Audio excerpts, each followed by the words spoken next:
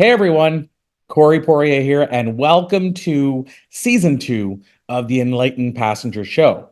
Big news in launching season 2.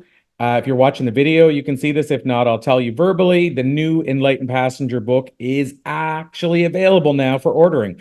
So the Enlightened Passenger book is officially out. If you want to grab your copy today, you can get it at thisisthebook.com. Again, thisisthebook.com. When you go there, there's 5 instant bonuses and some extra bonuses as well that come later on. So depending on when you go there. So I would say as soon as you hear this, go and check and make sure the bonuses are still there. It's a fictional parable about 2 strangers on a plane where one stranger teaches the other stranger what it means to be a rich person in life, not financially rich as a person, and of course, financially as well, through 10 life lessons. And it's loosely based on my life.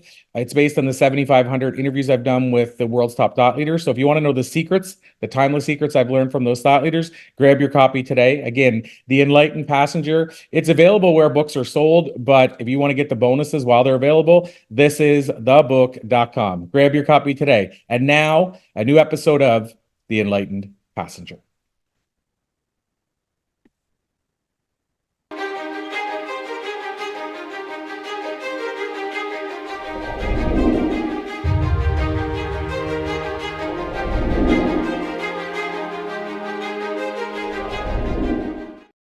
The idea behind the show is simply asking guests what they would tell a stranger on a plane if they were sitting next to them and the stranger asked them for advice. The scenery is passing very fast, but the seer is constant. The one who's seeing is the same. Let me appreciate you for asking a question that I haven't been asked after 2,500 or so interviews over the years. Is you have to drop the ego, which is everyone's greatest obstacle. 2008, Grant and I had been married for 4 years. I was pregnant with my first child. The economy was collapsing, and we were on the verge of losing everything financially.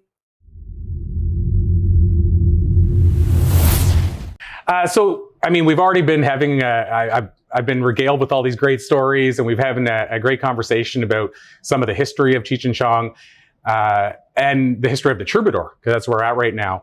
Maybe we'll start there, Tommy. Sure. Can you tell me a bit about, feel free to share any stories you want, but can you tell me a bit about what this place, the troubadour, means to you? Well, the troubadour was the only venue in Los Angeles where famous people could come and see you do your act. And because it was a folk club, they had hootenannies every Monday. And so we eventually found out about it. And so Cheech and I, we had just come from Vancouver, and we had just formed a comedy duo. You know, in Vancouver, we were part of a improvisational nightclub act that worked in a strip club. And so Cheech and I, we got fired, by the way. The whole group got fired because we were losing money. And so Cheech and I, we formed a band first because we were both musical. I'm a guitar player. Cheech was a singer, but we never played any music because we put a band together. But we went out and we were going to do like 10 minutes of comedy and then go into music. But the 10 minutes turned into like 45 minutes of nothing but comedy, and there was no way you get out of it.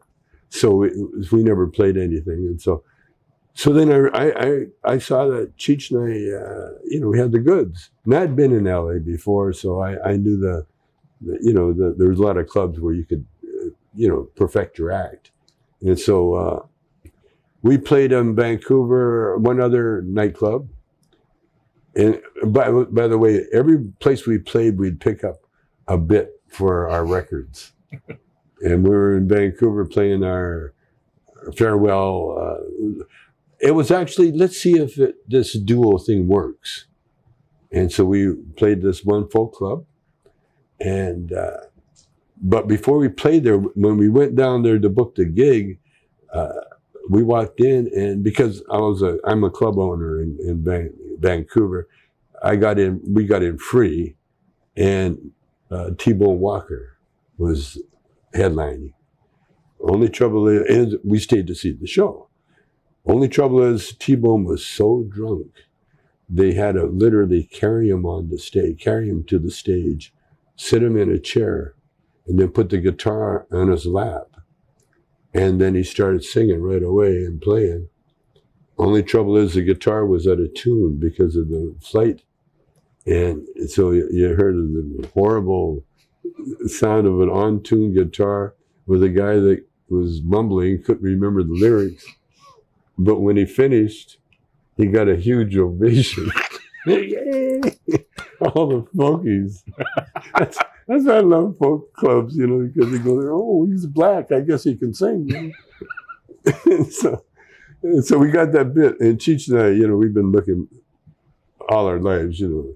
That's why we made such a great pair, because all Cheech's life was full of comedy. And he was a bystander, you know. He was in it, but he was more or less observing it. And same as me. I was more of a rhythm guitar player.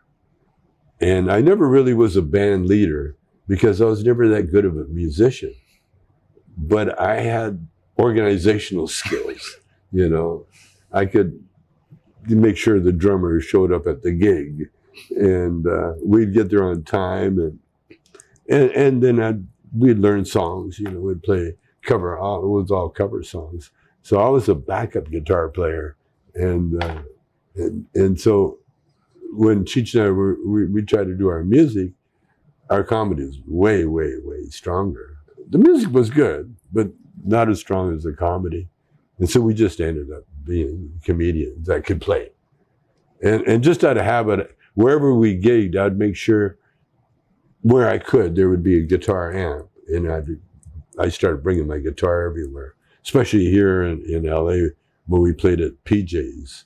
PJ's, another club down the street, that we were like the house comedians there for a while. And PJ's was interesting because it was gangster owned. And so they would rob themselves. If they had a really good night, they would rob themselves. And so we learned to get our money before that night was out. You know, not wait till Monday. We'd get it that night, make sure we got paid. And we played the Troubadour for almost a year. And then we started coming to the what was the one? The PJs? The PJs? Like yeah, PJs? yeah. And then we started coming here for the exposure. And yeah, we had the best time, man. Yeah, you were telling me that when you were playing here, you'd play with folk musicians, and Yeah. eventually it was to the point where people were waiting for the comedy and waiting for. Yeah, well, they would phone in. It got to the point where we became regulars on the folk night. And the Troubadour would phone me, are you guys coming Monday? Are you coming this Monday? We're getting a lot of requests. Okay. So we come down. And they never even give us a hamburger. You know? we would play to a sold-out show that came to see Cheech and Chong, and they wouldn't even feed us, man. But it wasn't about money. It was never about money. It was about laughs. We've gotten kind of philosophical, which I think is fantastic, because I want to ask you one other main question, and then just yeah, these are the short questions. Yeah, it's all good. Well, then I want to just as we close, I want to ask you one more quick question about your career.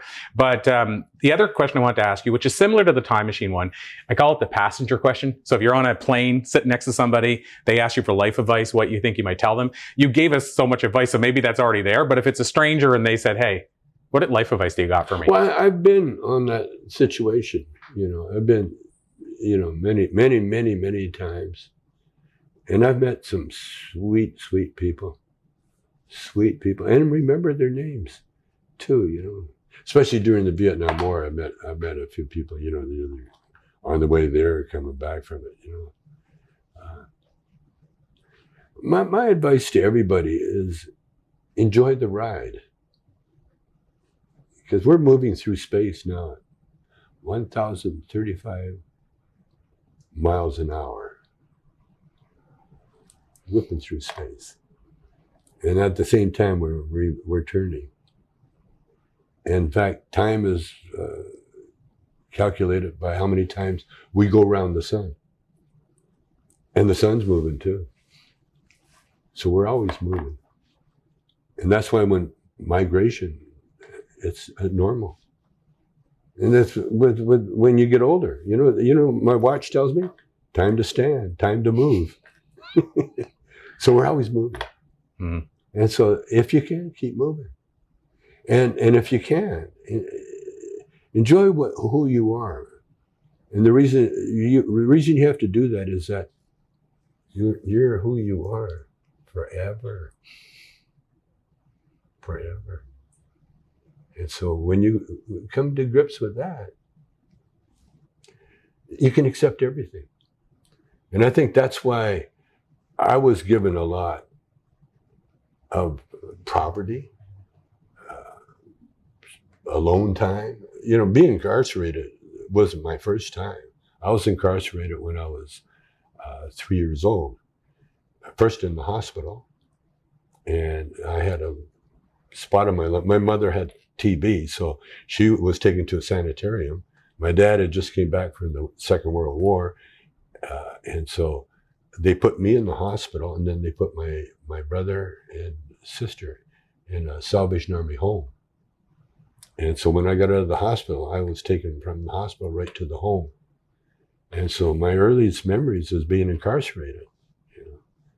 And when I got to the home that night, the homeboys played tricks on me. And so I got caught. They were jumping off the locker onto the bed, and I got caught on top of the locker by the maitre d', or the matron, or what do they call it? The warden. and she marched me downstairs and told me to hold up my hand. Now, I just came from the hospital where I had these beautiful nurses hug me because I was a little brown guy, you know, so I was being hugged and kissed and fondled, you know, and I go from that into, now I'm in an office, and she says, hold out your hand. I didn't know what was going on. I held up my hand and whack. She whacked me. I'd never been hit in my life that I can remember before. Then she says, hold out the other hand. I held out the other hand. Oh, whack. And she says, now you go up in bed and you behave yourself. And I was in shock. What just happened? I just got whacked. And so I was going up the stairs, and I tripped, and my hands went down, and I felt the grit on the hands. Then I started crying. And I cried. But when you're in the home alone, you don't cry loud. You don't let anybody see you cry. You kind of snivel it, suck it up. When I went up to bed, I you know, there's no vengeance or anything else. I got punked. As simple as that, you know. But it didn't make me a bully. That came later. The bully part, I became a bit of a bully when I started playing football, because all football players really, they're bullies, because that's what you do. You run on the stage and getting smashed by other people, and so when you're you know, so civilian thing, you smash someone that doesn't expect it. But no, my early, and again, because it's Salvation Army home, it was indoctrination. You didn't eat, you didn't do anything without praying and singing, and, you know, and after a while, you know. And then the trouble with the home was, for me, in a way, it worked out good. I never got fed properly, because I was a little guy, and so all the big kids would take all the good stuff first. You know, there's no supervision. Supervision in the home was, what I did. I found the biggest kid and just hung around, and just be around him so he can say, "Hey, stop that," to the other kids. You know, that's how I learned to survive. And then I also learned to be polite and interested in people. Because when I started writing, then I started wanting to hear stories, you know, people's stories. Now I'm very friendly with everybody, even though, you know, I'm the icon. I still like to hear people's stories. You know, and they drive everybody nuts too, because I'll stop and listen to anybody. So Tommy Chong, this has been absolutely amazing. A pleasure, as I suspected. I thank you so much, and we'll wave the flag for all the great things you're doing. So, Have we been recording this? Oh, was this supposed to put this on? oh.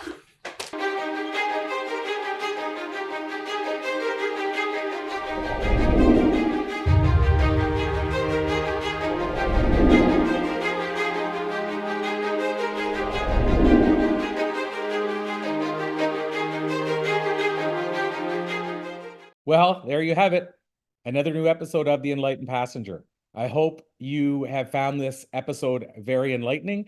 And as I mentioned off the top, just as a reminder, if you want to get your copy of the new Enlightened Passenger book today, head over to thisisthebook.com. Again, thisisthebook.com. And there you, if they're still available, you should find 5 instant bonuses when you grab a copy of the book, and some additional bonuses that you'll get access to, including replays of past events that we've done and past calls that we've done. So grab your copy today. We'd love to hear your thoughts on it. Once again, thisisthebook.com. Get your new fresh copy of The Enlightened Passenger. Until then, thank you so much, everyone. I'm Corey Poirier.